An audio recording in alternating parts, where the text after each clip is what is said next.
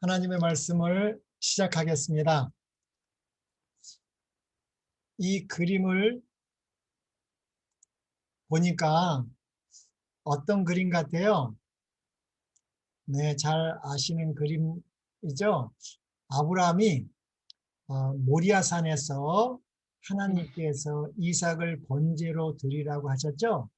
그래서 네. 많은 고민 가운데서 이삭을 이제 친히 죽이는 장면입니다.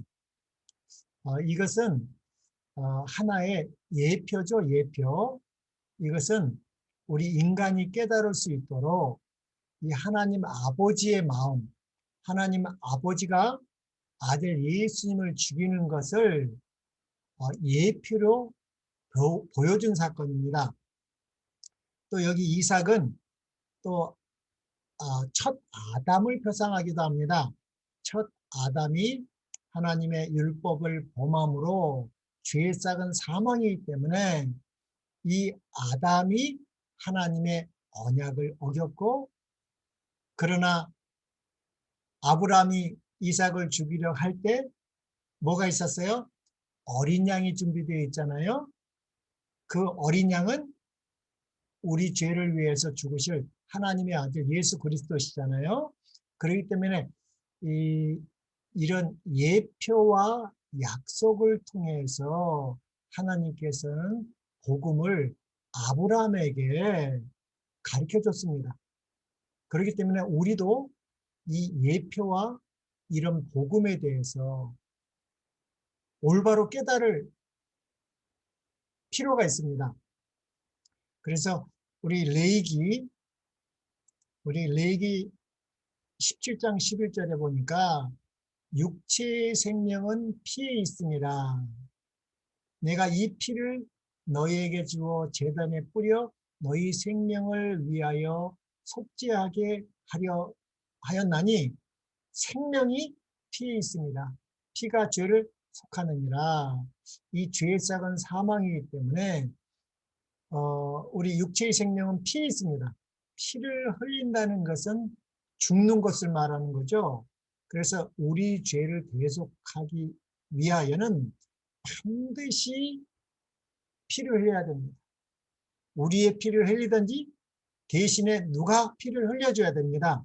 그래서 히브리서 9장 22절에도 율법을 따라 거의 모든 물건이 피로써 정결하게 되나니 피 흘림이 없은즉 사함이 없느니라.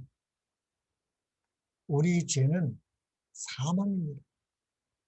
우리 하나님께서 첫 아담하고 언약을 맺었다고 하죠. 그 언약하고, 그래서 우리가 아담 안에서 모든 사람이 죽을 수밖에 없는 운명에 처해 있을 때 하나님께서 다시 새 언약을 주셨는데, 그것을 한번 또 보겠습니다. 오늘은 예표와 약속이 무엇인지 한번 배워보겠습니다. 이 예표는 우리 로마서 5장 14절에 보면 아담은 오실자의 표상이라고 했습니다. 이 표상이라는 말하고 예표라는 것 같습니다. 우리는 이 성경에 굉장히 많은 예표가 있고 약속이 있습니다. 다른 말로는 언약이라고 그러죠. 근데 이 영감의 글에 보면 하나님께서는 예표, 영어로는 타입입니다. 예표와 약속을 통하여 먼저 아브라함에게 복음을 전하셨다. 이렇게 나와 있습니다. 그러니까 우리가 이 예표와 이 약속을 통하여 먼저 아브라함, 우리 믿음의 조상 아브라함에게 보여준 것처럼 우리도 이 예표가 뭔지, 성경이 말하는 이 약속이 무엇인지 올바른 깨달음을 가져야 될 것 같습니다. 그리고 그러므로 그 구주의 믿음은 오실 구주에 고정되었다. 하나님께서 예표와 약속을 통해서 복음을 쉽게 우리가 이해할 수 있도록 가르쳐 줬기 때문에 이 아브라함도 오실 구주에 고정될 수 있던 것처럼 우리도 하나님께서 이 예표와 약속을 통해서 복음을 우리에게 줄 때 우리 믿음이 오실 구주에 고정되는 것입니다.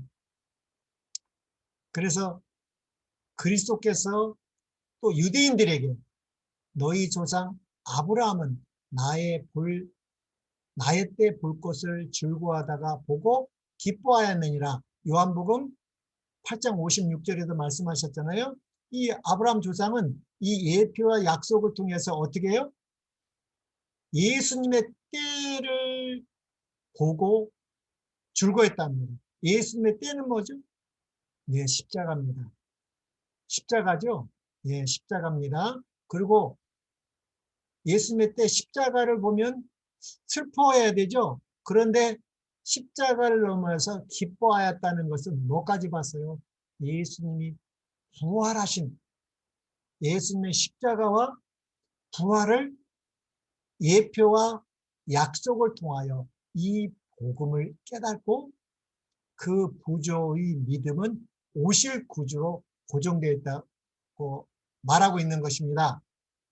또 여기에 이삭을 대신하여 번제로 드려진 어린 양은 우리 대신 희생당하시기로 되어 있는 하나님의 아들을 대표하였다 그랬죠.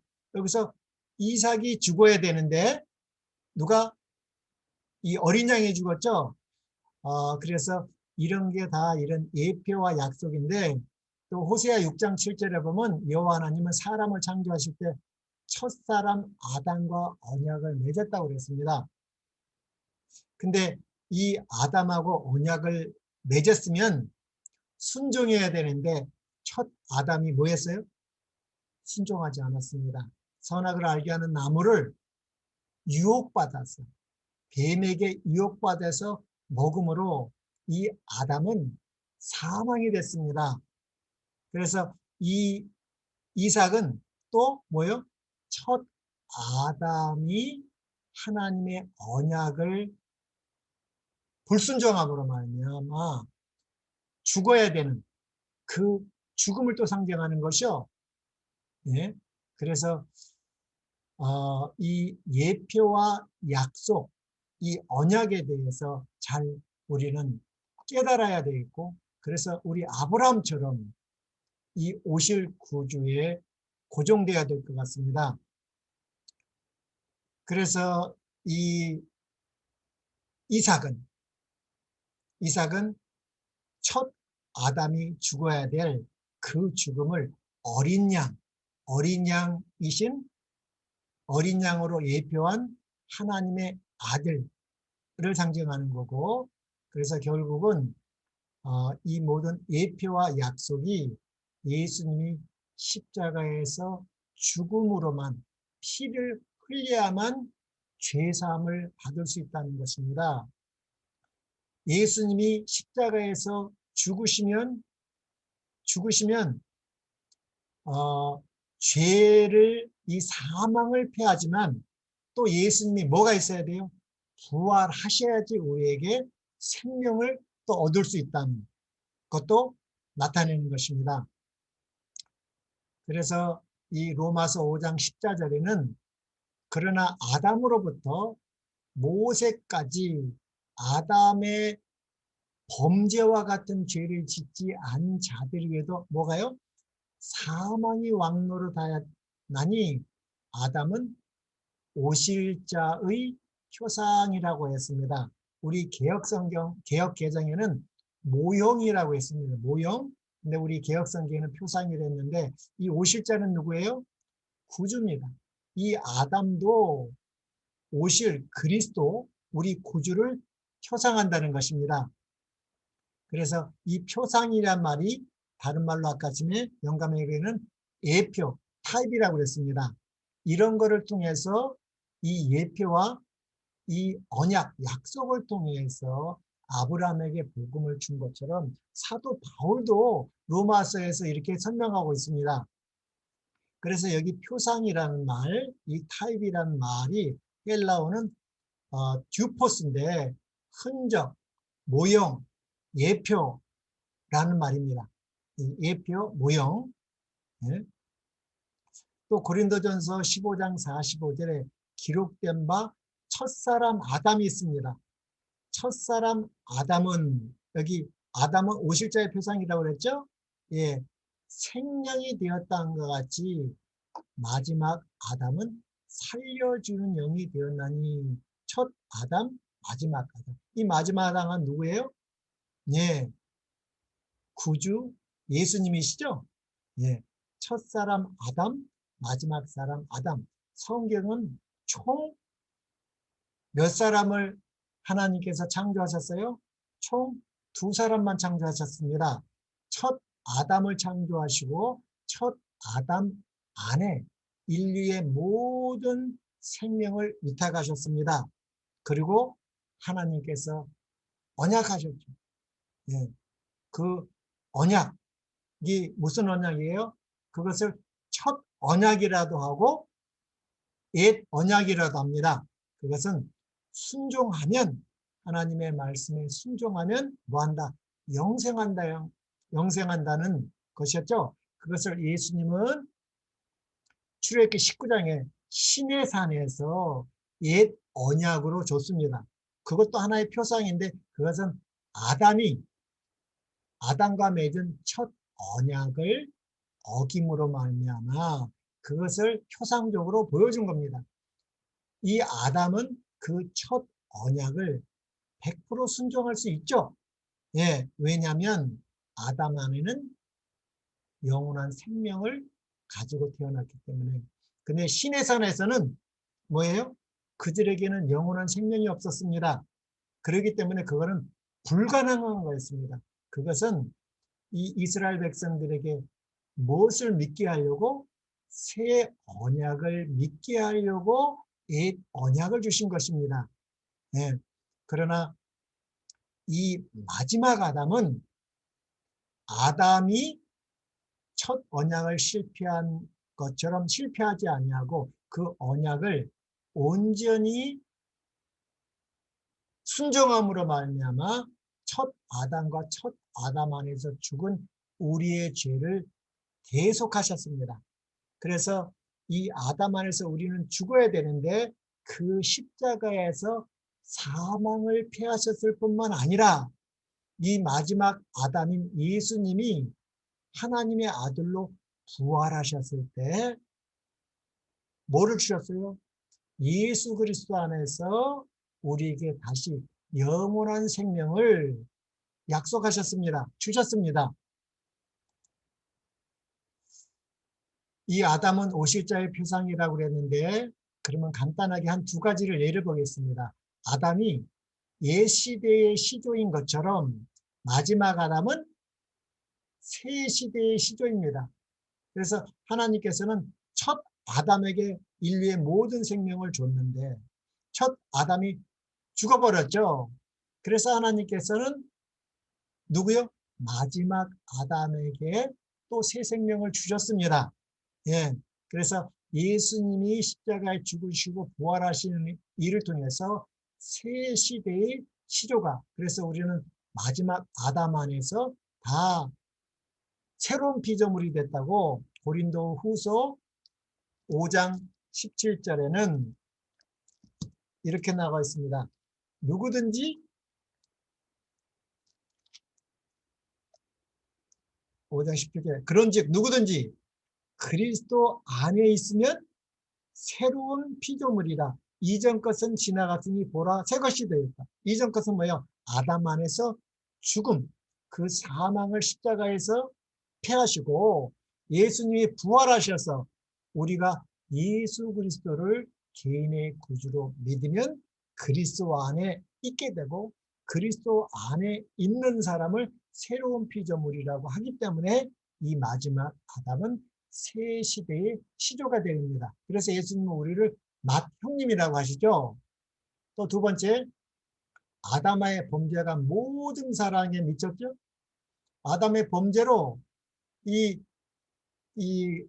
모세까지, 아까 전에 로마서 5장 14절에 보면 아담과 같은 선악과를 먹지 않았는데도 다 사망이 왕노를 한 것입니다. 그래서 아담 안에서 모든 사람이 죽었다는 말이죠. 그런데 그리스도의 부활의 의도 모든 사람에게 미쳤습니다. 예, 이 예수님의 부활하심으로 모든 사람들에게 이 생명과 썩지 아니하신 것을 드러내셨다고 디모데후서 1장 10절에는 말하고 있습니다. 이 부활의 의에 대해서 고린도 15장 22절, 고린도후서 14장 15절에 나와 있습니다. 즉 아담이 범죄의 시조라면 그리스도는 의의 시조이다. 이 두 가지 의미에서 아담은 예수 그리스도의 표상이 될 수 있다. 또 고린도전 15장 22절 아담 안에서 모든 사람이 죽었다고 말합니다. 우리는 지금 살아있는 것 같은데 하나님은 영이십니다. 성령을 통해서 영으로 볼 때는 우리는 아담 안에서 모든 사람이 죽은 것입니다. 또요, 그리스도 예수 안에서라는 것은 십자가에서 피 흘림으로 사망을 패하심으로 그리고 예수님의 부활하심으로 우리는 예수님이 부활할 때 우리를 예수 그리스도 안으로 다 인도하셨습니다. 그래서 그리스도 안에서 모든 사람이 생명을 얻게 될 것입니다. 이렇게 쉬운 성경에는 나와 있습니다. 또 고린도후서 5장 14절 15절에는 또 이 아담과 마지막 아담에 대해서 이렇게 말하고 있습니다. 그리스도의 사랑이 우리를 강권하시는도다. 우리가 생각하건대 한 사람이 모든 사람을 대신하여 죽었은즉 모든 사람이 죽은 것이라. 아담 안에서 모든 사람이 죽었지만 또 예수님이 십자가에 죽으심은 모든 사람이 죽었다는 것입니다. 예수님이 죽으심으로 그 죽음이 다 피해졌다는 것이고 그가 모든 사람을 대신하여 죽으심은 살아있는 자들로 하여금 다시는 그들 자신을 위하여 살지 않고 오직 그들을 대신하여 죽었다가 다시 살아나신 이를 위하여 살게 하려 함이라. 또 죄의 시작도 보겠습니다. 로마서 5장 12절에는 그러므로 한 사람으로 말미암아 죄가 세상에 들어오고 죄로 말미암아 사망이 들어왔느니 이와 같이 내일 태어나고 10년 후에 태어날 아이도 있는데 성경은 뭐라고 그랬습니다? 모든 사람이 죄를 지었으므로 사망이 모든 사람에게 이르렀느니라. 성경은 우리가 다 죄를 지었다고 합니다. 태어나지도 않았는데 그것은 우리의 생명이 한 사람 아담 안에 있었다는 것이죠. 그래서 억울하다는 사람이 있습니다. 억울할 거 하나도 없죠? 근데 또 한 사람이 있죠? 누구예요? 마지막 아담이 있는 것입니다.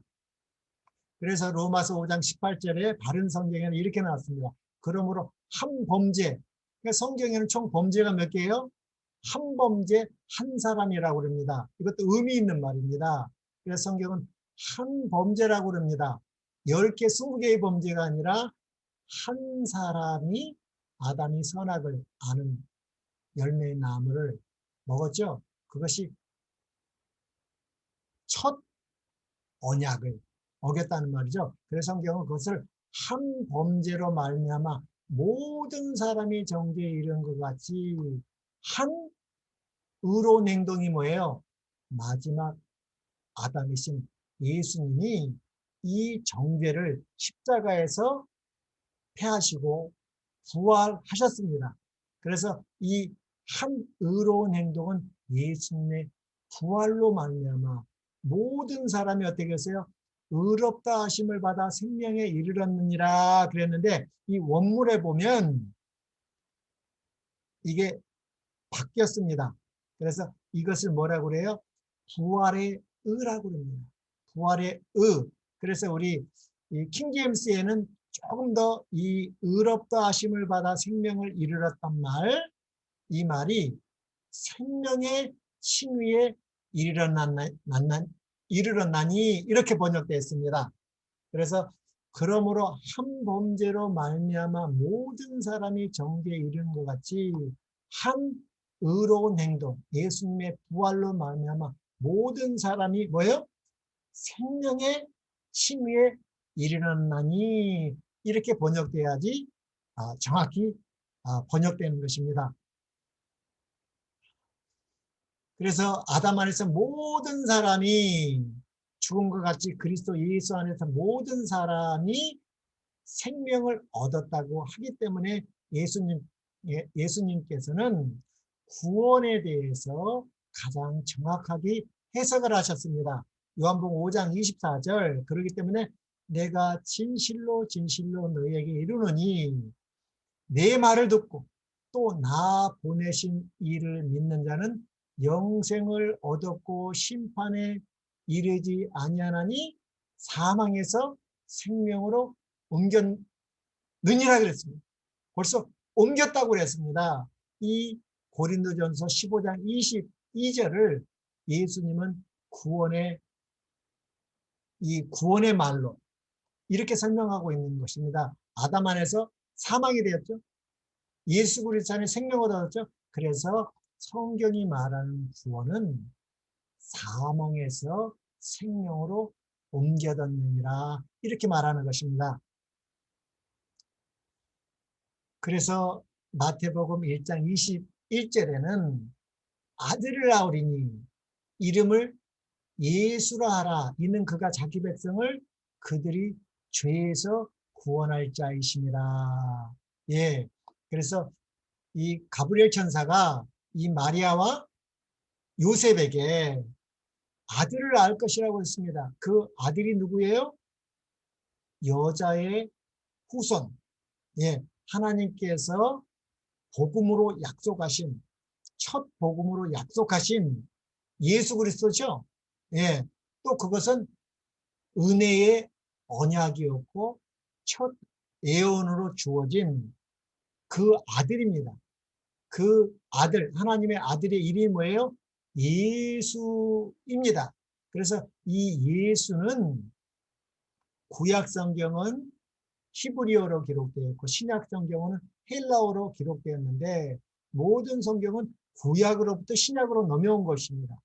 그래서 구약은 히브리 말로 기록되었기 때문에 신약 시대에는 그것을 읽을 수 없고 깨달을 수 없기 때문에 하나님께서 그 당시 전 세계의 공용어인 헬라어로 신약 성경은 기록되어 있습니다. 그래서 이 예수라는 말이 히브리 말로는 여호수아입니다. 모세가 그의 후계자, 이스라엘 백성을 가나안 땅으로 인도할 그 후계자의 이름이 원래는 호세야였습니다. 그 호세야 이름을 여호수아라고 변경해 줬죠. 그래서 그 여호수아는 여호와는 구원이시다라는 뜻입니다. 여호와는 구원이시다. 그거는 이 여호수아는 그것도 표상이죠. 예표죠. 예. 이 이스라엘 백성을 어디요? 가나안 땅으로 데려가는 것은 예수 그리스도, 이 예수님이 우리를 이 죄의 세상에서 하늘 가나안으로 인도하는 예표적으로, 표상적으로 보여준 이름입니다. 그래서 이 예수는 실체입니다. 그래서 이 예수라는 뜻은 실제적으로는 구원하시는 여호와란 말입니다. 그러나 마태는 그것을 좀 더 쉽게 이렇게 설명했습니다. 예수라는 뜻은 이는 그가 자기 백성을 그들의 죄에서 구원할 자. 그래서 우리가 예수님이라고 우리는 부를 때 예수님만이 뭐예요? 죄에서 구원하시는 여호와라는 것을 입으로 시인하는 것입니다. 예. 그래서 우리는 이 죄가 뭔지 올바로 알아야지 구원이 뭔지 알 수 있다는 것입니다. 그래서 아까 전에 읽은 요한복음 5장 24절, 예수님이 죄에서 우리를 구원하신다는 뜻이 예수님이 친히 설명하셨습니다. 내가 진실로 진실로 너희에게 이르노니 내 말을 듣고 또 나 보내신 이를 믿는 자는 영생을 얻었고 심판에 이르지 아니하나니 사망에서 생명으로 옮겼느니라. 그래서 우리가 이 육신적으로만 보면 압니다. 성경도 문자 그대로 까맣고 하얗게만 보지 말고 성령을 통해서 우리는 영 안이 띄어야 됩니다. 성령을 통해서 신령한 것은 신령한 것으로 볼 수 있는 우리 아브라함의 믿음을 가져야 됩니다. 오늘 교과 공부에서도 이 소경 바디메오도 어떻게 됐어요? 이 현실적인 것만 보는 것이 아니라 누구를 보게 됐어요? 영 안에 띄어서 예수님을 바라보기 때문에 세상 눈만 띄었다 그러면 그것을 기뻐했을 것입니다. 그러나 이 세상 보는 것뿐만 아니라 누구를 봐버렸어요? 우리 하나님이신 예수님을 봤기 때문에 영안이 튀었기 때문에 예수님을 따라간 것입니다. 그래서 우리가 이 세상 것만 보는 눈이 아니라 믿음으로 우리 예수님을 볼 수 있는 영안이 있는 우리 모두가 되어야 될 것 같습니다. 또 사도행전 11장 18절에는 우리 사도 베드로가 이 고넬료에게 가기를 굉장히 두려워했습니다. 왜냐하면 우리 베드로는 유대인이었기 때문에 유대인의 전통을 배우고 습관적이었기 때문에 절대 유대인들은 이방인들하고 먹고 마시고 교제하면 안 됩니다. 그러면 이 사회에서 출교당하기 때문에 두려워했습니다. 그들을 가증한 짐승적으로 취급했지만 성령께서 계시로 꿈으로 이방인들을 받으라는 계시를 받았죠. 그 가증한 짐승을 자고 있는데 잡아먹으라 3번이나 말했습니다. 그래서 베드로가 이방인들을 부정한 짐승으로 여겼지만 성령께서 인도하셔서 그들에게 생명 얻는 말씀을 전하고 이 고넬료와 그 가정이 이 예표와 약속으로 주신 그 복음을 믿음으로 성령을 받았습니다. 예, 제자들이 사도행전 2장에서 오순절날에 성령을 받은 것과 똑같은 성령을 우리 고넬료와 그 가정에도 받았습니다.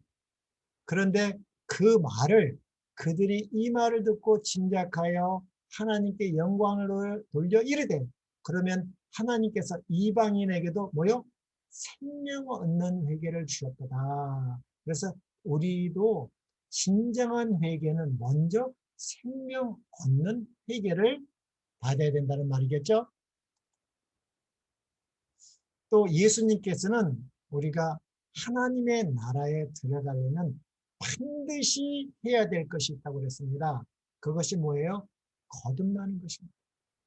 거듭나지 아니하면 아무리 내가 거짓말을 하나도 안 하고 누구처럼 공자나 맹자같이 성인같이 살아도 안 된다는 것입니다.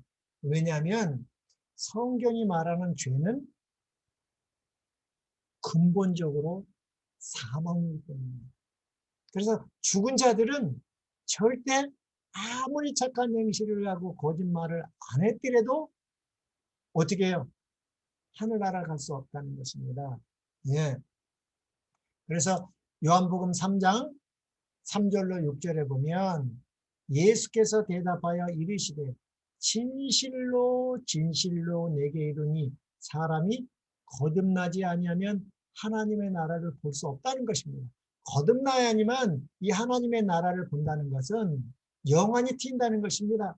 하나님의 나라를 믿음으로 볼 수 있어야 된다는 것인데 어떻게 해야죠? 거듭나야 된다는 것입니다. 거듭나야지 하나님의 나라를 볼 수 있고 하나님의 나라를 볼 때 하나님의 나라가 가고 싶은 겁니다. 보지 않았는데 어떻게 가고 싶은 희망이 소망이 있겠습니까? 그래서 우리는 반드시 거듭나야 된다고 그랬습니다. 그러나 이 니고데모는 이스라엘 사회에서 가장 믿음이 좋고 하나님을 잘 아는 사람이라고 있습니다. 그리고 니고데모는 정말 구제도 잘하고 남에게 봉사도 많이 하고 이 이스라엘 사회에서는 니고데모가 하늘나라를 제일 먼저 갈 것이고 가장 하나님 보좌 가까이 앉을 거라고 믿었습니다. 니고데모도 자기도 그렇게 알고 있었습니다. 그러나 니고데모가 무엇을 봤어요? 이 하나님의 아들인 예수 그리스도께서 사도 요한복음 2장에 성소정결 하셨습니다. 성소에 오셔서 성소정결을 받습니다. 그리고 이것이 하늘 성소정결과 연결된 거죠. 예. 그래서 이 성소정결을 통해서 내가 정말 이 죄가 해결됐나?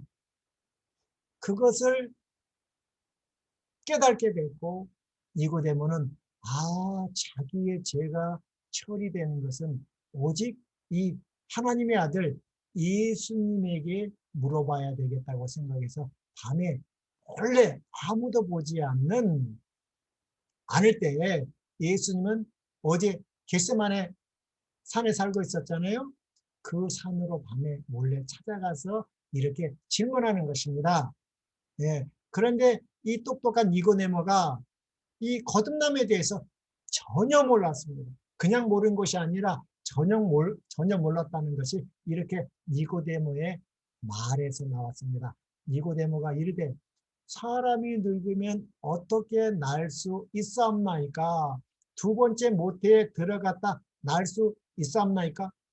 두 번째 모태에 들어가 날 수도 없는 거 아닙니까? 전혀 불가능하지만 어떻게 다시 태어나느냐. 이거를 전혀 몰랐다는 것이죠. 그래서 예수님께서 이 니고데모에게 그 방법을 가르쳐 줍니다. 어떻게 거듭날 수 있, 이 거듭나야지만인 하나님의 나라를 볼 수 있고 하나님의 나라를 가고 싶은 희망이 욕망이 생기죠. 그래서 예수님께서 어떻게 거듭나는지 이렇게 말하고 있습니다. 예수께서 대답하시되 진실로 진실로 너희에게 이르노니 사람이 물과 성령으로 나지 아니하면 하나님의 나라에 들어갈 수 없느니라고 그랬습니다.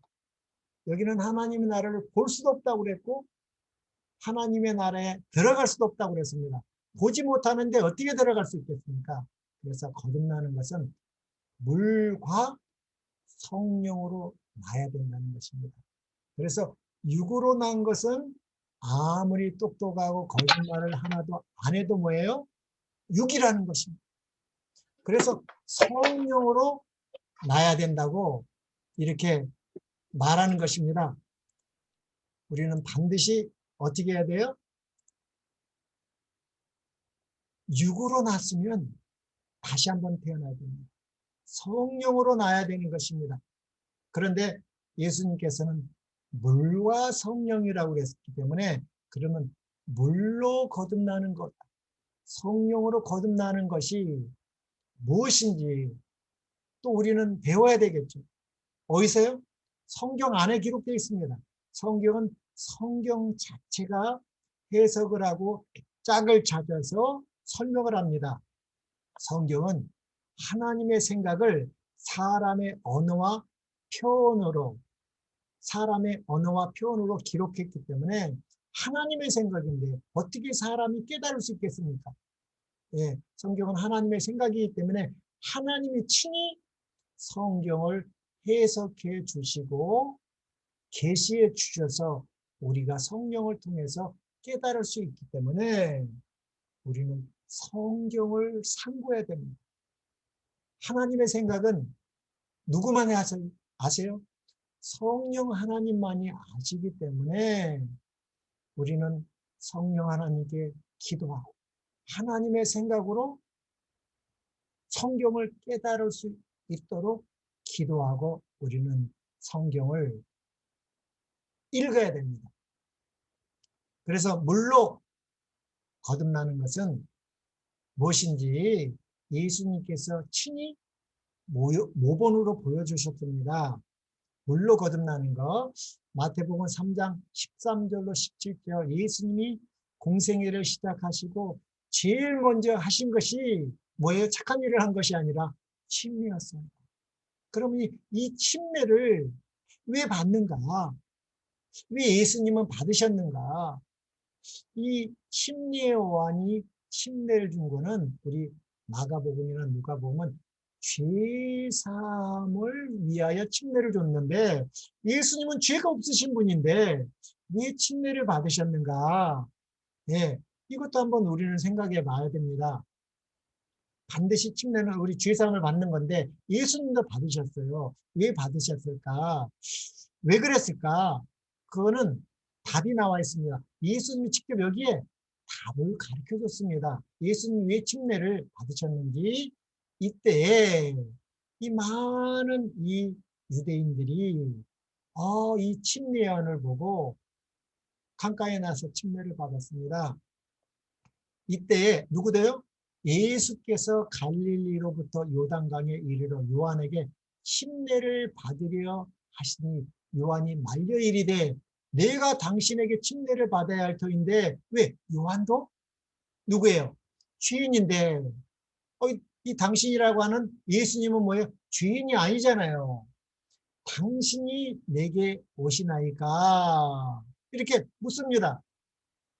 그러니까 아니라 이거죠. 그래서 예수님이 대답을 하십니다. 예수께서 대답하여 이르시되 이제 허락하라. 허락하는 걸 침례를 베풀라는 말이죠. 예수님의 침례를 베풀라 이 말입니다. 허락하라. 우리가 이와 같이 하여 침례를 베푸여 모든 의를 이루는 것이 합당하니라. 여기 답이 나왔습니다.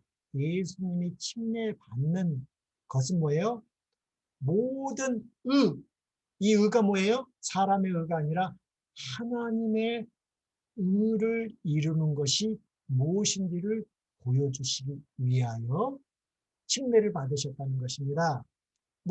우리가 첫 번째로 생각하는 이 모본이 되시기 위하여도 맞죠. 우리에게 모본, 모본이 되시기 위하였지만 가장 핵심은 예수님이 침례받은 이유는 모든 의를 이루는 것이라.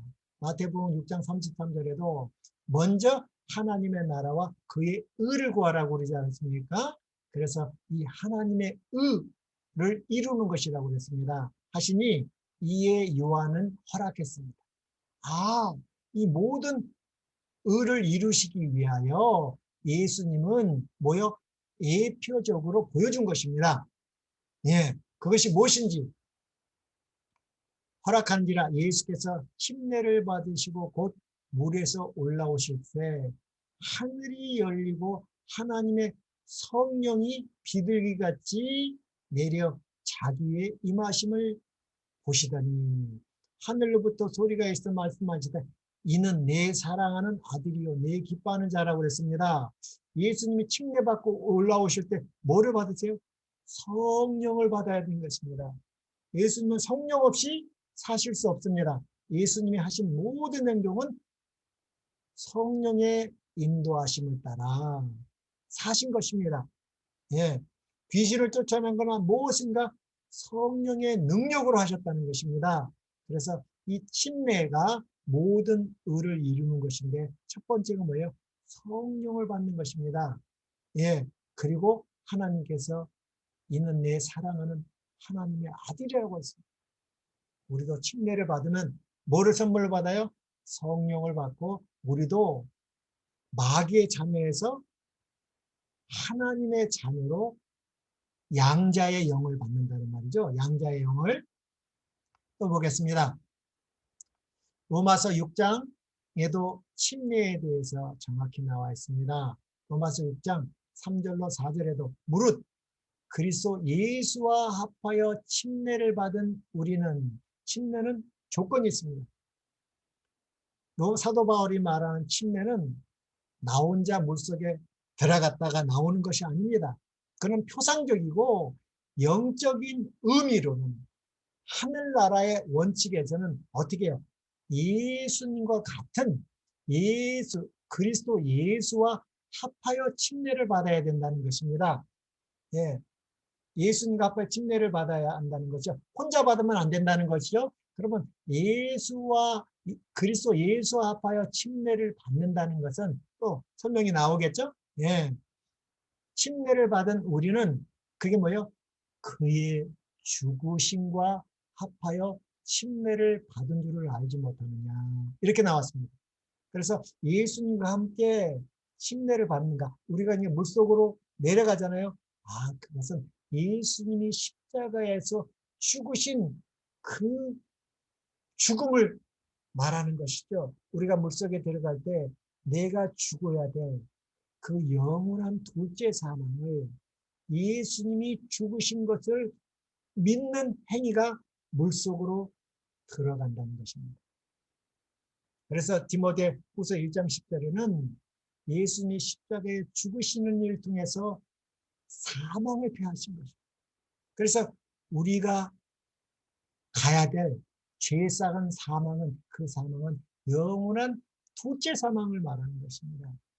우리는 아담 안에서 그 둘째 사망의 죄를 가지고 태어났지만 예수님의 십자가의 죽으심으로 그 영원한 둘째 사망은 다시 우리 것이 아니라고 우리 로마서 8장 1절이 그렇게 말하고 있죠. 예, 로마서 8장 1절에 그러므로 이렇게 나오고 있습니다. 그러므로 이제 그리스도 예수 안에 있는 자에게는 결코 정죄함이 없다. 둘째 사망이 없다는 것입니다. 왜냐하면 예수님이 그 정죄를 당하셨기 때문에, 그리고 그것으로 끝나는 것이 아니라 그러므로 우리가 그의 죽으심과 합하여 침례를 받음으로 그와 함께 장사되었나니, 이것이 물속으로 내려가는 것입니다. 또 이는 아버지의 영광으로 말미암아 그리스도를 죽은 자 가운데서 살리신 것 같다는 부활했다는 것이죠. 그래서 우리는 또 물속에서 올라오죠. 혼자 올라오는 게 아니라 누구랑 함께? 예수님과 함께 올라오는 것입니다. 살리신 것 같이, 그리스도를 살리신 것 같이 우리 또한 새 생명 가운데 행하게 하느니라. 우리가 예수님의 부활을 믿으면은 뭐가 생긴다는 거예요? 우리가 가진 그 육체의 생명이 아니라 새 생명은 뭡니까? 예, 이것은 하나님께서 약속하신 영원한 생명이란 말입니다. 그래서 우리 사도 바울은 하나님께서 이 약속을 우리에게 주셨다고 요한 1서 2장 28절 정도에 나와 있는 것 같습니다. 한번 보겠습니다. 좀 전인 것 같습니다. 2장 25절이네요. 제가 좋아하는 말인데 요한일서 2장 25절. 그가 우리에게 약속하셨습니다. 그 약속이 뭐예요? 이 약속이 이것이니 곧 영원한 생명이니라. 하나님의 이 약속, 아브라함은 예표와 이 약속, 이 영원한 생명이고 그것을 갖다가 새 언약이라고 하십니다. 예. 또 보겠습니다. 그래서 이 새 생명은 하나님께서 약속하신 영원한 생명이고 이것을 침례라는 예표를 통해서 우리의 믿음의 행위를 하는 것입니다. 예. 예수만 믿으면 되지 침례 뭐하러 받아? 아닌 것입니다. 예. 또 보겠습니다. 우리 베드로전 3장 21절에도 물은 나왔습니다. 예수님께서 우리는 반드시 물과 성령으로 거듭나야 된다고 그랬죠. 그래서 물은 예수 그리스도께서 뭐 하신 거예요?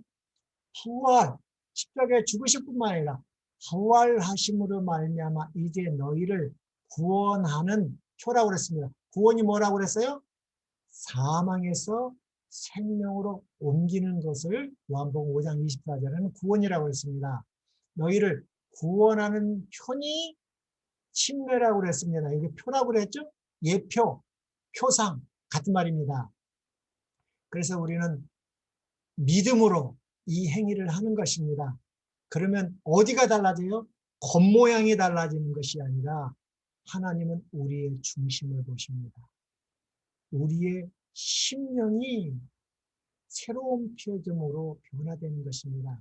하나님의 아들로 예수의 마음으로 변화되는 것입니다. 겉모양은 안 변하죠. 이는 육체의 더러운 것을 제하여 버림이 아니요 하나님을 향한 선한 양심의 강구이니라.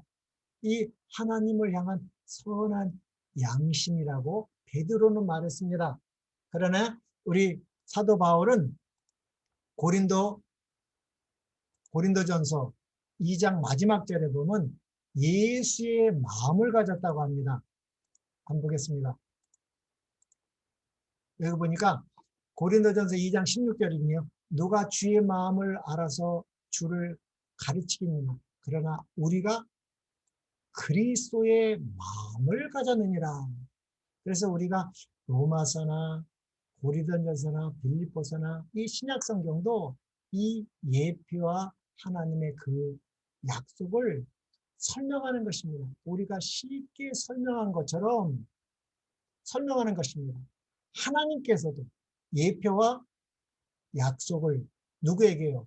우리 믿음의 조상 아브라함에게 복음으로 가르쳐 주셨습니다. 예.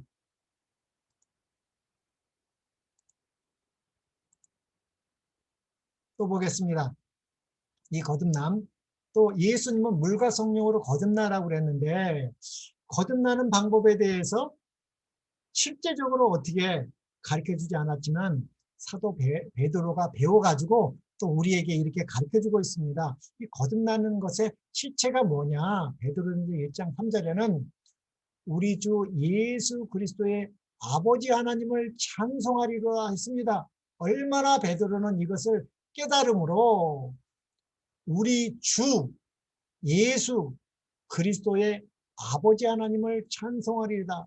그의 많으신 긍휼대로 예수 그리스도를 죽은 자 가운데서 부활하게 하심으로 말미암아 우리를 거듭나게 하사 산 소망이 있게 하시며 썩지 않고 더럽지 않고 쇠하지 아니하는 유업, 예, 이 씨를 주신다는 것입니다. 하나님의 씨를 주신다는 말이죠. 유업을 잊게 하시나니 곧 너희를 위하여 하늘에 간직하신 것이라. 이 하나님의 씨를, 새 생명을 주신다는 말이죠.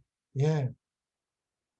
그래서 이것은 예수 그리스도를 죽은 자 가운데서 부활하게 하심으로 말미암아 우리를 거듭나게 했다고 그랬습니다. 그래서 예수님의 부활이 없다면 우리가 거듭날 수 있을까요? 네, 거듭날 수 없다는 것입니다. 네. 또 이 성령으로 난다는 말이 무엇인가? 성령으로 난다는 것이 무엇인가? 물과 성령으로 난다고 그랬는데 요한복음 6장 63절에는 이렇게 말씀하고 있습니다. 살리는 것은 뭐예요? 영입니다. 살리는 것은 영이니 육은 무익하니라. 살리는 것은 영이니 육은 무익하니라. 우리 고린도서 15장 45절에 첫사람 아담은 산영이 되었다 하신 것 같이 마지막 아담이신 예수님은요 살려주는 영이라고 그랬잖아. 영. 예. 그래서 살리는 것은 영이니 육은 무익하니라. 내가 너희에게 이른 말씀이 영이요 생명이라 그랬습니다. 그래서 이 성령으로 난다는 것은 말씀으로 거듭난다는 것입니다. 이 말씀을 믿음으로만 우리는 거듭날 수가 있다는 것입니다. 그래서 이 말씀이 뭐예요? 그 말씀 중에서도 하나님이 하신 그 말씀 안에 복음이 있다. 이 복음, 예. 그래서 이 베드로전서 1장 23절로 25절에는 이 성령으로 난다는 것이 너희가 거듭난 것은 이렇게 나왔습니다. 썩어질 씨로 된 것이 아니요 썩지 아니할 씨. 그러니까 성경에는 두 가지 씨가 있습니다. 썩어질 씨가 있고 썩지 아니할 씨가 있습니다. 이 썩어질 씨는 뭐냐면 우리는 다 최씨, 박씨, 김씨, 정씨 이거는 다 남자의 후손으로 태어났다는 것입니다. 그 남자는 누구예요? 아담의 씨, 아담의 후손으로 태어난 것은 다 썩을 씨라는 것입니다. 이 썩을 씨로 태어난 사람들은 다 거듭나야 되는데 그 거듭나는 것은 하나님의 씨를 받아야 된다는 것이죠. 그 하나님의 씨를 가지신 분은 남자의 후손으로 오면 안 되고 누구의 후손으로 와야 돼요? 여자의 씨, 창세기 3장 15절에 말하는 여자의 후손으로 와야지 참 복음이라는 것입니다. 그래서 이 썩을 씨가 있고 썩지 아니할 씨, 이 하나님의 씨, 이 씨로 된 것이니 살아있고 항상 있는 하나님의 말씀으로 되었느니라. 그래서 이 씨, 여인의 후손의 이 씨가 하나님의 말씀이라는 것입니다. 예. 그러므로 모든 육체는 풀과 같고 모든 영광은 풀의 꽃과 같으니 풀은 마르고 꽃은 떨어지되 오직 주의 말씀은 세세토록 있도다 하였으니 라고 나왔습니다. 예. 그래서 성령으로 나는 것은 말씀으로 거듭나는 것이나 그 말씀을 믿음으로 그러면서 이렇게 합니다. 너희에게 전한 복음이 곧 이 말씀이라. 이 말씀, 이 하나님의 말씀, 이 씨는 복음이라고 합니다. 그러니까 우리는 이 복음을 알아야 되겠죠. 이 복음이 무엇인지 반드시 이 복음을 믿음으로 우리는 거듭난다는 것입니다. 그래서 이 침례는 표상적으로 보여준 것입니다. 예표적으로 보여준 것이죠. 그래서 이 씨에 대해서 누가복음은 이렇게 말하고 있습니다. 누가는 그래서 이 복음이 하나님의 말씀 곧 씨라고 말하고 있고 누가복음 8장 11절에는 이 비유는 이러하니 씨는 하나님의 말씀이니라 이렇게 나와 있는 것입니다. 씨는 뭐라고요? 하나님의 말씀이라고 합니다. 또 계시록 19장 13절에 보니까 또 그가 피 뿌린 옷을 입었습니다. 이 피 뿌린 옷은 누구예요? 예수님이죠.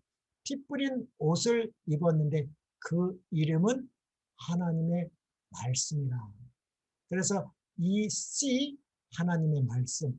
그래서 우리는 씨하고 복음이 연결됐다는 걸 말합니다. 그래서 우리는 복음을 알려면 반드시 이 씨에 대해서 알아야 된다는 것입니다. 씨를 모르면 이것이 진짜 그리스도인지 가짜인지 알 수가 없다는 것입니다. 그래서 성경에는 그렇게 많이 씨가 나오는 것입니다. 누가 누구를 낳고 누가 누구를 낳고 이 씨에 대해서 말하고 있는 것입니다. 그래서 요한일서 3장 9절에 보면 하나님께로 난 자, 거듭나는 거죠. 난 자마다 죄를 짓지 않냐는 이는 하나님의 씨가 그 속에 거하며 그도 본받지 못하는 것은 하나님께로 났다는 것입니다. 이게 다른 말로 뭐예요? 하나님께로 난 자마다 죄를 짓지 이는 예수님이 하나님의 아들이 그 속에 거한다는 말이 같다는 말입니다. 그래서 이 하나님의 씨는 예수님이죠. 예수님이 우리 속에 거한다는 말이죠. 다른 말로는 복음이라는 말입니다. 이 복음의 씨. 그래서 우리는 이 씨에 대해서 다른 깨달음을 알아야 될 것 같습니다. 이 하나님의 씨라고 했습니다. 또 우리 로마서 1장 1절로 5절에 이 복음에 대해서 나와 있는데 또 시간이 다 됐습니다. 오늘은 여기까지 하고 또